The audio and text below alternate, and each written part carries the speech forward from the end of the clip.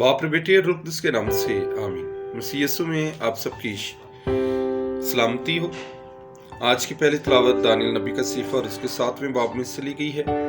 आज की अंजील मुकद्दस लूका की अंजील और उसके 21वें बाब में से ली गई है। आज की जो पहली तिलावत है उसमें अंजाम की बात की गई है। खुदा जो तमाम बादशाहों का मालिक है, वो ही दुनिया को शुरू से लेकर आखिर तक बनाता है और जानता है। शुरू करता है तो वो ख़त्म भी कर सकता है। दानियल नबी आज खुदावंद यीशु मसीह की रोया हमारे सामने पेश करते हैं, हमारी मुआमनत करते हैं कि जिस तरह अशूर, बाबल, मिस्र, फारस, यूनान और रोम की बादशाहतें आईं और ख़त्म हो गई, उसी तरह दुनिया की हर सल्तनत का अंजाम होगा।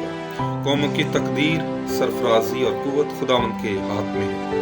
ये बात तय है कि दुनिया का अंजाम होगा। खुदा इस दुनिया की तारीख का मालिक है।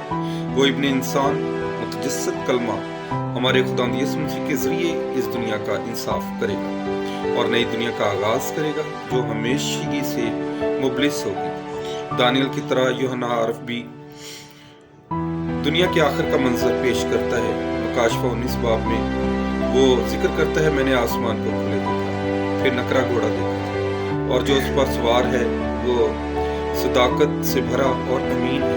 वो अदालत करता है, वो लड़ता है और उसकी आंखें शोले की मानद हैं। उसके सर पर बहुत से ताज सजे हुए हैं। वो खून से छिड़का हुआ लिबास पहने हुए है और उसका नाम खुदा का कलमा है। वो लोहे की आसा से हुकूमत करेगा और उसका नाम बादशाहों का बादशाह और खुदावंदों का खुदा है। इसी तरह मुकाशफा 20 बाब 11वीं से 15वीं आयत में भी फिर मैंने एक बड़ा सफेद तख्त देखा जिस पर वो बैठा हुआ था। उसके हुजूर ज़मीन आसमान भाग गए। फिर किताबें खोली गई, हर एक का इंसाफ उनके अमाल के मुताबिक किया गया।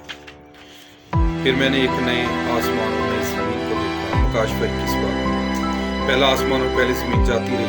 मैंने नई यरूशलेम को खुदा के पास से ज़मीन पर उतरते देखा। फिर मैंने एक बड़ी आवाज़ ये कहते हुए सुनी, तख्त से सुनी कि देखो खुदा का खैमा आदमी के साथ है और वो उनके साथ सुकूनत करेगा। वो उनकी आंखों के सब आंसुओं को पोंछेगा। फिर न मौत होगी, न गम होगा, न नाला होगा, न दुख होगा, क्योंकि पहली चीजें जाती हैं।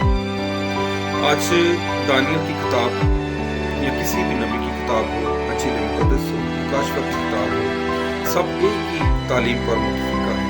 वो ये है कि एक दिन इस दुनिया का हिसाब होगा और अंजाम होगा। बड़ी से बड़ी सल्तनत का अंजाम होगा।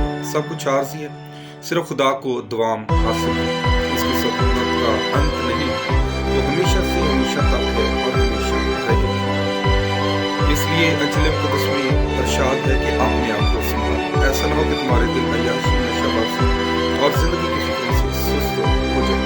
वो दिन तुम पर नाक अंधे की तरफ पास हमें ताकीद की गई है कि हम यीशु के कहने के मुताबिक अपने आप को संभाले, जागते रहे, दुआ करते रहे, नेक अमाल, ईमानदारी और दुआ हर इंसान को चाहिए।